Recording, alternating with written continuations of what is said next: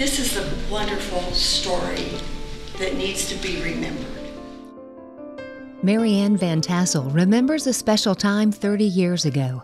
Dr. John Parr, a doctor at Wake Medical Hospital, told the men in his Lutheran Fellowship group about a situation that he was concerned about.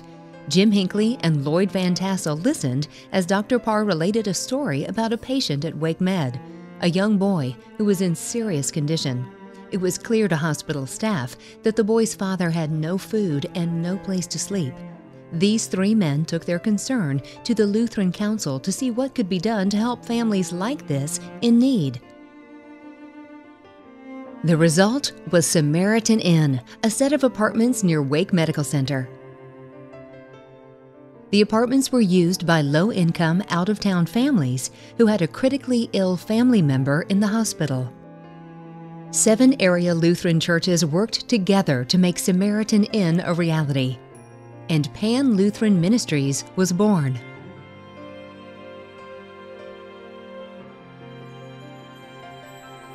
Sister Helen Wright made the Lutheran Council aware of another problem. Homeless families in Raleigh were being separated. Women and children were accepted at some homeless shelters, while their husbands and older boys were told to go elsewhere. She felt very strongly that the family unit should be preserved through this difficult time and urged the council to help. Agape Place was opened in 1981 on East Jones Street, housing homeless families on a short-term basis. Purchasing and renovating this home in historic Oakwood was no small task, and it required the teamwork of several volunteers from local Lutheran churches. Every pastor was involved. They are the unsung heroes. Hundreds of hours of volunteer work. Sister Rosemary Grant was brought in to be the first resident director of Agape Place. She lived on the premises and managed the house. Virginia Albing followed Sister Rosemary in 1988 and found that the 3-week program as originally designed might need a fundamental shift. I figured out really quickly that 3 weeks wasn't enough time. So within about 6 months, we kind of changed it to 6 weeks maximum. I think that was probably the beginning of when PLM was thinking that, long-term care was probably the place to go with the organization. Pan Lutheran Ministries evolved from a relief organization engaged in keeping families together through their homeless state into a long-term care rehabilitative program. The ministry focused on keeping families together while teaching them skills to break the cycle of homelessness. Just putting them into an apartment wasn't getting to the root of why they were homeless. They didn't have the skills to live independently. A lot of times they had been living on the edge for so many years that was just their lifestyle. And they didn't like that lifestyle, but that was how they lived their life. And so what we were realizing was that we had to do something to help them break that cycle.